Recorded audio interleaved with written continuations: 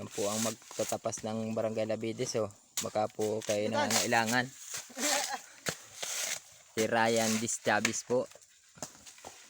Yan po yung isa, si Algier ng ano ay taga Hiluna.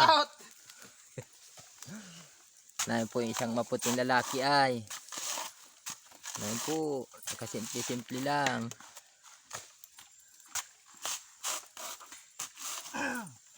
Aha. Pag po kayo nangangailangan ng magtatapas na ito po available. Mabagal po ito.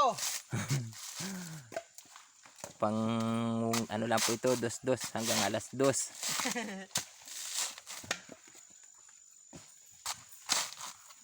Kita mo naman po ang tipak niya, no? Hindi po nagkakalog ng nyug. Isang tipak lang, isang tipak, isang tulak.